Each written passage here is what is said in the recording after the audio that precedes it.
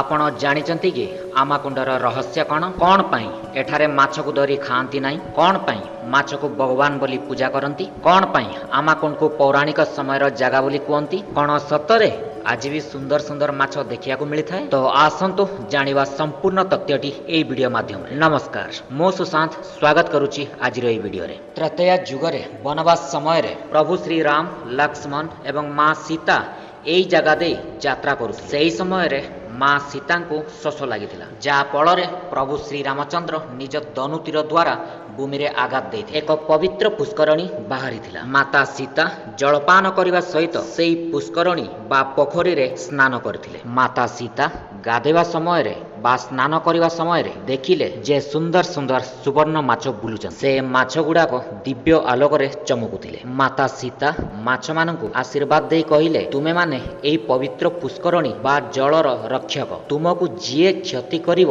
ସେ ନିଶ୍ଚୟ ମୃତ୍ୟୁ ମୁଖରେ ପଡ଼ିବ। ସେଠାକାର ଲୋକ ଆଜି ମଧ୍ୟ ମାଛକୁ ବିଷ୍ଣୁଙ୍କ ଅବତାର ବୋଲି ପୂଜା କରନ୍ତି। ଲୋକେ କୁହନ୍ତି, ପୂର୍ବରୁ ଥରେ ବଣ୍ଡା ଆଦିବାସୀ ଏଠାରେ ମାଛ ଖାଇ ମୃତ୍ୟୁ ମୁଖରେ ପଡ଼ିଥିଲେ। ସେଥିପାଇଁ ସେହି ଜାଗାରୁ ମାଛ ଧରି କିଏ ଖାଆନ୍ତି ନାହିଁ। ଏହି ସୁନ୍ଦର ସୁନ୍ଦର ମାଛ ଦେଖିବା ପାଇଁ ଏବଂ ମାଛକୁ କିଛି ଖାଇବା ଦେବା ପାଇଁ ବହୁତ ଲୋକ ଏହି ଜାଗାକୁ ଆସିଥାନ୍ତି। ଲୋକେ କୁହନ୍ତି ସୁନାମୁଦି ପିନ୍ଧା ମାଛ ମଧ୍ୟ ଏଠାରେ ଦେଖାଯାଆନ୍ତି, କିନ୍ତୁ ଏହି ମାଛ ସମସ୍ତଙ୍କ ନଜରରେ ଆସିନଥାନ୍ତି। ଏବେ ବି ୱାଟରଫଲରୁ ଟିକେ ପାହାଡ଼ ଉପରକୁ ଗଲେ ସାରୁପତ୍ର ଉପରେ ପାଣି ପଡ଼ିବାର ଆପଣ ଦେଖିପାରିବେ। ତେଣୁ ବିଶ୍ୱାସ କରନ୍ତି ଯେ ମାତା ସୀତା ଆଜି ବି ଦିବ୍ୟ ଜଳରେ ଅବସ୍ଥାନ କରିଛନ୍ତି। ହଜାର ହଜାର ପର୍ଯ୍ୟଟକ ବୁଲିବା ପାଇଁ ଏହି ଜାଗାକୁ ଆସିଥାନ୍ତି। ଏହି ସୁନ୍ଦର ଜାଗା ବା ଆମାକୁଣ୍ଡ ମାଲକାନଗିରି ଜିଲ୍ଲା ଖଇରପୁଟ ବ୍ଲକରେ ଅବସ୍ଥିତ। ଖଇରପୁଟ ଠାରୁ ଆମାକୁଣ୍ଡର ଦୂରତା 4 କିଲୋମିଟର ଅଟେ। ଆପଣ 2 ହ୍ୱିଲର 4 ହ୍ୱିଲର ଦ୍ୱାରା ଯାଇପାରିବେ। ଶିବରାତ୍ରି ବା ଜାଗରରେ ହଜାର ହଜାର ଭକ୍ତଙ୍କ ସମାଗମ ହୋଇଥାଏ। ଆମାକୁଣ୍ଡରେ ପିକନିକ୍ କରିବା ପାଇଁ ବହୁତ ସୁନ୍ଦର ଜାଗା ରହିଛି ଏବଂ